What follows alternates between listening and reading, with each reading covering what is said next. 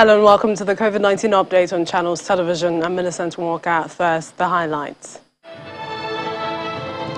Commissioner of Land, Housing and Regional Planning in Jigawa State says COVID-19 should teach us to think outside the box.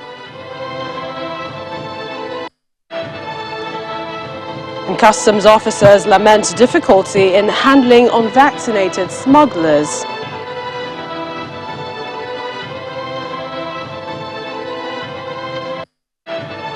And Americans observe scaled-down New Year's Eve celebrations as COVID-19 numbers soar.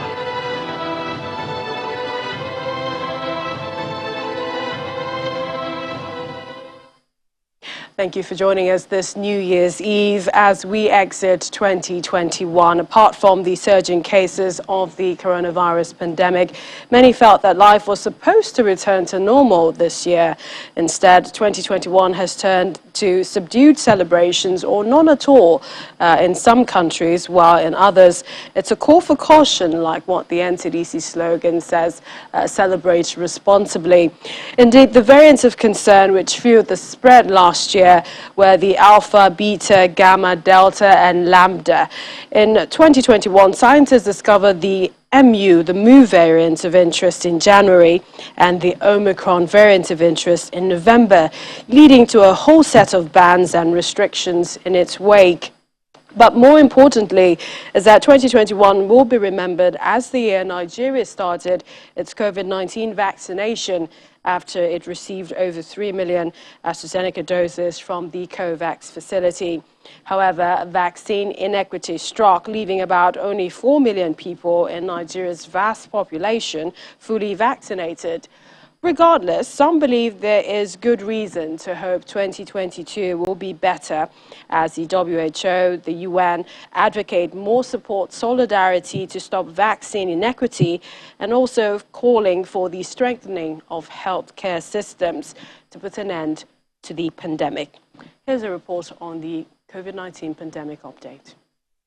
1,139 additional persons in Nigeria have tested positive to COVID-19 in the last 24 hours. According to the Nigeria Center for Disease Control, the latest figures were reported from 18 states and the FCT. It shows a drop from the figures reported earlier.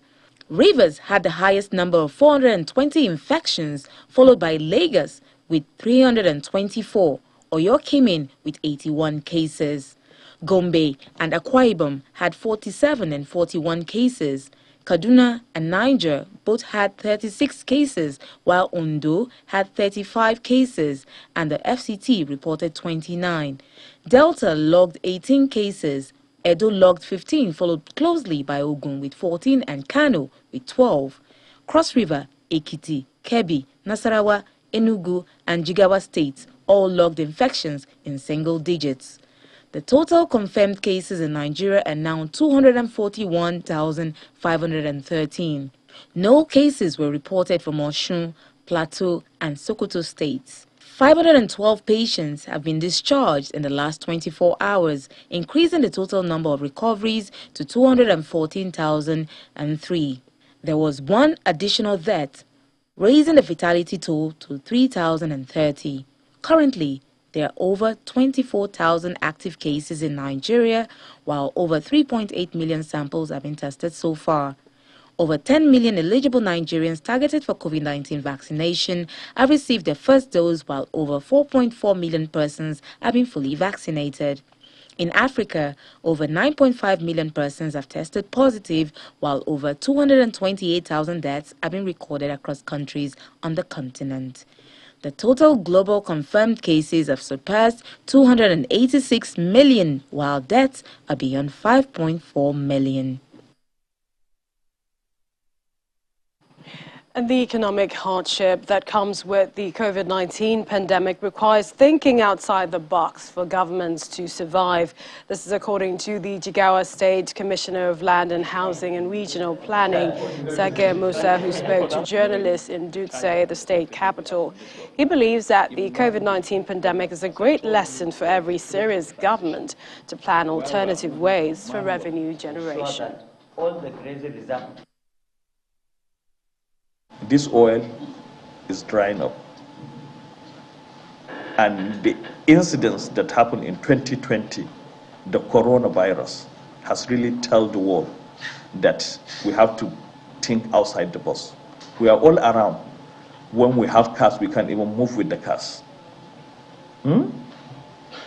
There was instances where we hear about over 50 vessels are inside the Atlantic Ocean around Lagos area, full with crude oil, but they cannot move.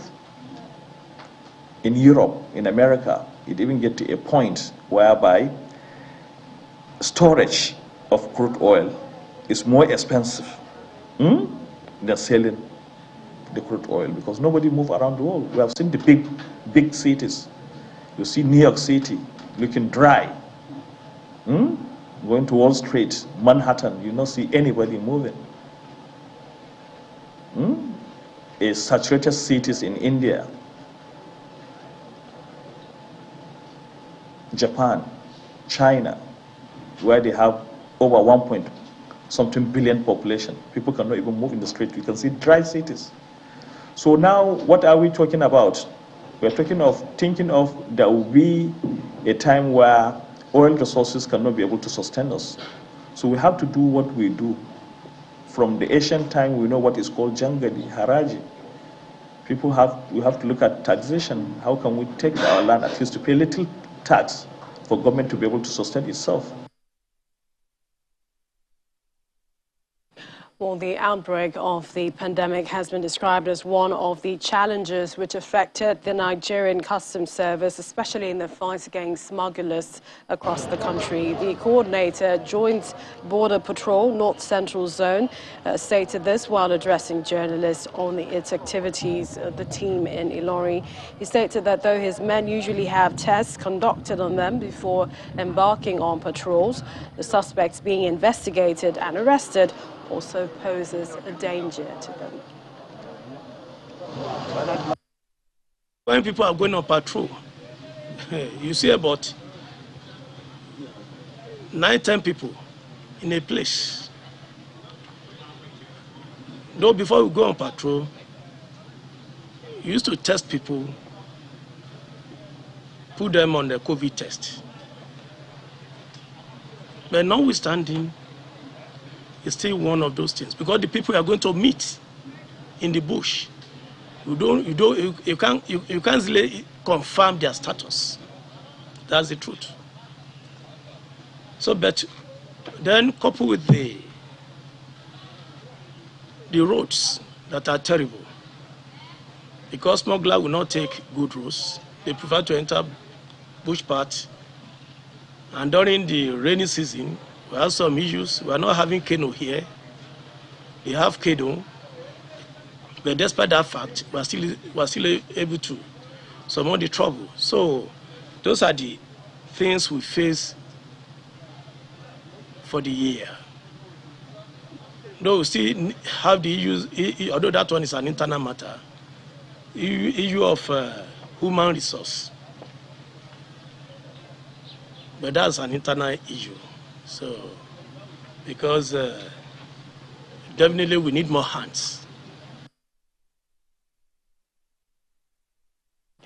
The World Health Organization has advised everyone to make a New Year resolution to achieve the WHO's target to vaccinate 70% of the population of every country by 2022. According to Dr. Ghebreyesus, the clock starts now. Well, for more on achieving the targets, Dr. James Ayoride is a research fellow and team lead vaccine design with the Nigerian Institute of Medical Research, NIMR. He joins us virtually. Thank you for joining us on the program. Oh, thank you for having me. All right, let's begin. And this is with many countries saying that the Omicron is now predominant, certain percentages, and also driving most of the infections. As the case with Nigeria, I know the last count was 45. What can you tell us about how prevalent Omicron is in the country? Well, determining if we has to do with sequencing. And sequencing is not very cheap. It's an expensive process, and it takes time. And I know quite a number of efforts have been ongoing with the sequencing network labs to see how much of Omicron that we have. But most of the sequencing data that we've received shows that we have a lot of Omicron and we still have Delta, co-circulating the Omicron variant at the moment. And talking about Omicron, I mean, I was going to ask that, with Omicron being more transmissible and perhaps less deadly, do you expect that it would sort of usher us out of the pandemic, only for us to hear about Demicron, twin between the Delta and Omicron? The Demicron is not a new variant. It's just like a mixture of the Delta and the Omicron, co-circulating. And interestingly, the festive season has helped us, further enhance the spread of this variant, and that is probably associated with some of the febrile illnesses that a lot of people are experiencing, coupled with sore throats and coughs. So Demicron is not a new variant. It's just a mixture of the Delta and the Omicron, co-circulating at the same time. And because Omicron, could spread, has potential to spread, faster than the Delta. And so we believe that a lot of people might get infected, and that might enhance possibility of herd immunity and could possibly, on the flip side, take us out of the pandemic. So in terms of, looking at the preparations, I mean, the World Health Organization, the UN Secretary General calling on countries of the world to prepare for the next pandemic, saying that COVID-19 won't be the last. In terms of what we're doing to fight this pandemic, what's your take? And how fast do you see us exiting the coronavirus pandemic? The truth is, as long as we have climate change ongoing, we have deforestation, we have disruption in ecosystems, we will continuously face new threats, and old threats may most likely reemerge.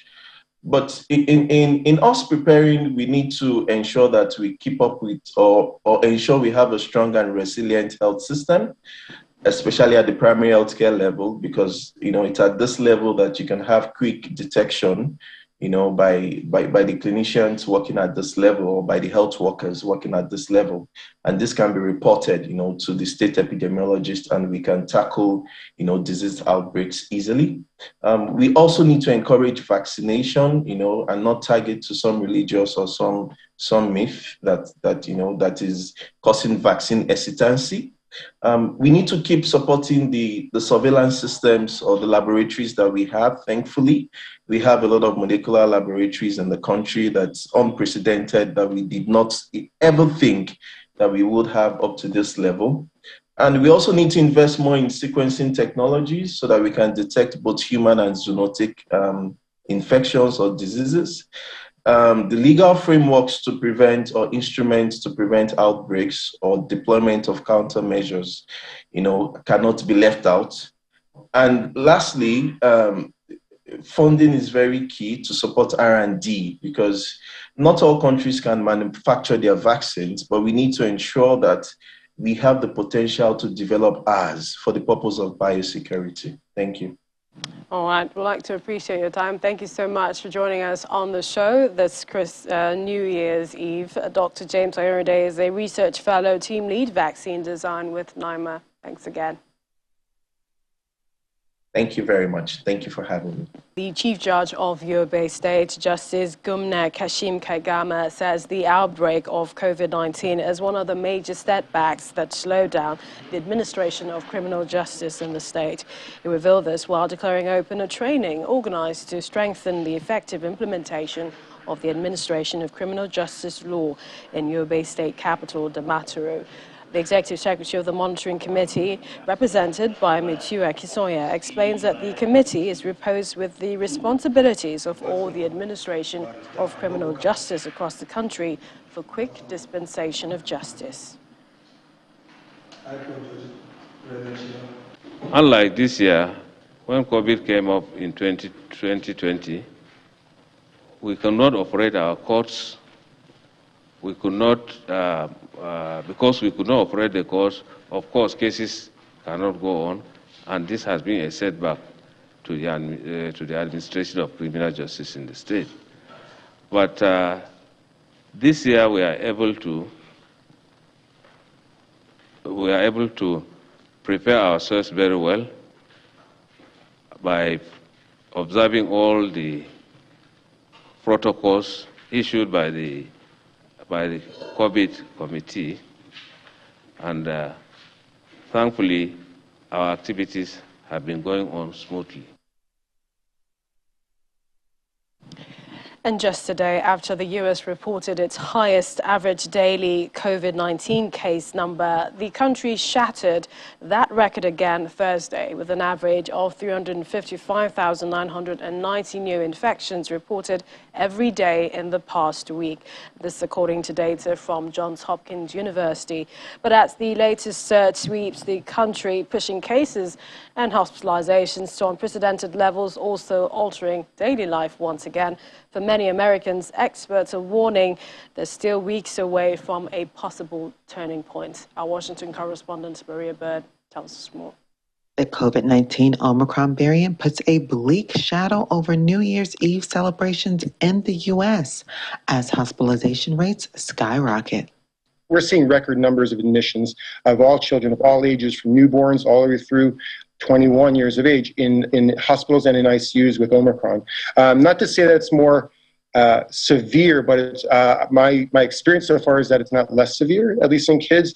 It's just that it's much more contagious. While healthcare providers are becoming overwhelmed with the increase in patients, U.S. President Joe Biden has concerns for the Omicron variant as it moves quickly through the U.S. As I said last week, Omicron is a source of concern, but it should not be a source of panic. If you're fully vaccinated, you get your booster shot, and you're highly protected. If you're unvaccinated, you're at a high risk of getting severely ill from COVID-19, being hospitalized, and in rare cases, even dying. And this is not like March of 2020, the beginning of the pandemic. We're prepared and we know what it takes to save lives, protect people, and keep schools and businesses open. We just have to stay focused and continue to work together. My message to the governor is simple. If you need something, say something. And we're going to have your back in any way we can. Last week, we took steps to bolster support for you with, number one, more capacity to get shots in arms. With more places, more vaccinators, more times for folks to get vaccinated or get a booster shot. And we've added appointments for booster shots, adding hours, getting more convenient to get a booster every day. The second thing we're doing is more testing. Seeing how tough it was for some folks to get a test this weekend shows that we have more work to do, and we're doing it first. The U.S. government remains vigilant through the most recent COVID crises and is working hard to avoid another shutdown due to COVID. From Washington, Maria Bird, Channel Television News. And joining us right now for more on the situation in the U.S. is Dr. Adekunle Tumeti, clinical pharmacist in Dallas, Texas. Thank you for joining us on the program. Thank you very much. Now, Dr. Anthony Fauci says that given the size of the country, the United States, the diversity of vaccination versus non-vaccination, that it would likely take a couple of weeks, probably the end of January, before COVID-19 cases will peak. What's your view of things as a health worker? Well, there are many implications to that. Firstly, I want to thank you for inviting me to today's station to give my opinion. I think the last clip you showed was the effect of COVID-19 on the judiciary. And it's not just on judiciary, it's every aspect of life. Over here in America, we're worried now because 98% of all new infections of the Omicron variant. And even health workers have been affected. People are calling in sick. People are not able to go to work. So as this infection continue to ramp up and pick up, there's chances too that we might have situations where we will not have enough beds for people as they come into the hospital, and we won't have enough hands, doctors, pharmacists, nurses, and people to care for these folks. So it is a great concern.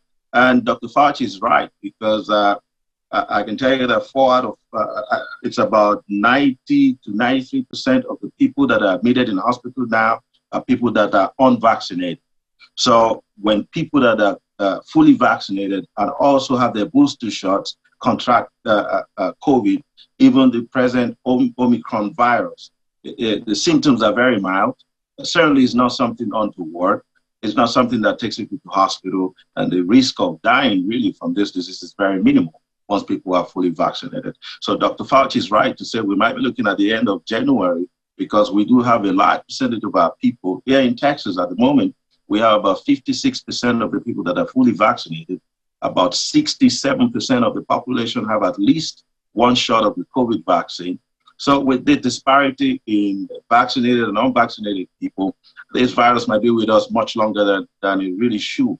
In South Africa, I think now they lowered their precautions everywhere, because they believe they've passed the wave of the peak of the Omicron peak. In this case, in Texas, as in the US, disparity among the vaccinated and unvaccinated people make it a little bit more complicated. But I want to say that we pharmacists, we are at the forefront of what we do. We're fully involved in being the first port for vaccination for all people, and all other healthcare professionals as well. And we'll be ready to battle this disease as soon as and bring it under control as quickly as we can. Thank you.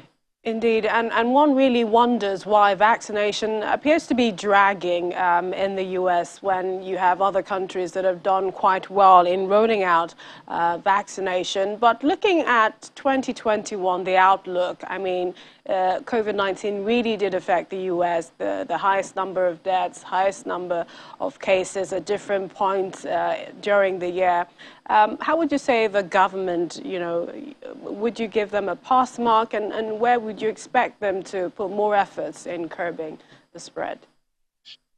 Well, I'll give the government a very, very good mark, excellent indeed.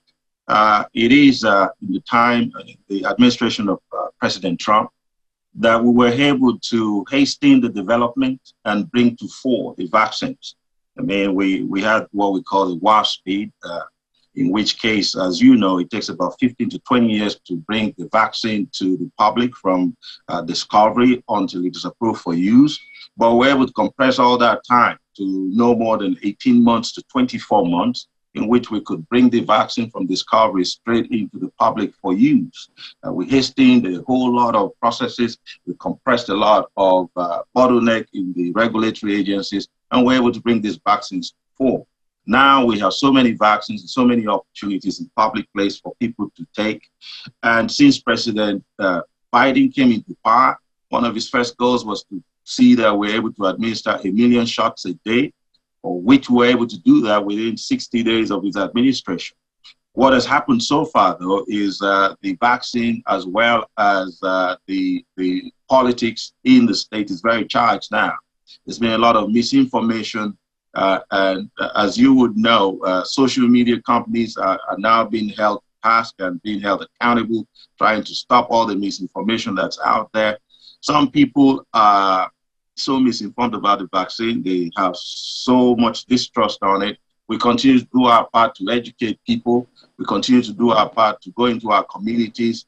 We make sure that when we take our vaccines ourselves, we publish it so that we encourage family and friends and patients to take theirs. We've made tremendous progress in the amount of people that have been able to give vaccine to, but there's still a whole lot of opportunity for us, a whole lot of people for us to vaccinate. As you can see right now, 9 out of 10 people that are admitted in hospital are people that have no vaccine at all. So there's still an opportunity for us, and we continue to work hard to educate our people to get their vaccines as and when due. Thank you. Thank you so much. Dr. Adekunle Tumeti is a clinical pharmacist in Dallas, Texas, the U.S. Thanks so much for joining us, and have a healthy and happy 2022. Happy New Year, Ms. Millicent. Thank you very much. God bless you. Bye-bye. God bless you. And now Israel has started administering a fourth dose of the COVID-19 vaccine to those in high-risk groups. So the country approved a second round of COVID-19 booster shots for its most vulnerable population on Thursday, hoping to counter a rapid spread of the Omicron variant. Earlier in the week, the country ran what it called the first major study into whether a fourth round of the Pfizer-BioNTech's vaccines would be effective against Omicron. Very safe, the vaccine. We haven't seen any rejection, any problems with the heart. And really, we've seen also with all the tests that you've done, real response and what we say, the cellular immunity. So you have humoral immunity and cellular immunity, which is great. And we are really looking forward to see what will be the response to the first vaccine. I trust the medical staff here. I trust they make the best effort to make it safe.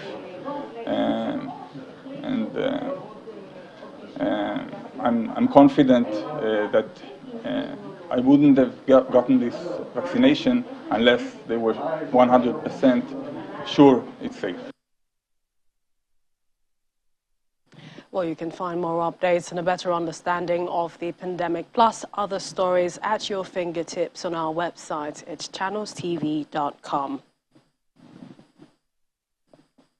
And that's the COVID-19 update for the year 2021. Have a happy and healthy 2022. Stay safe.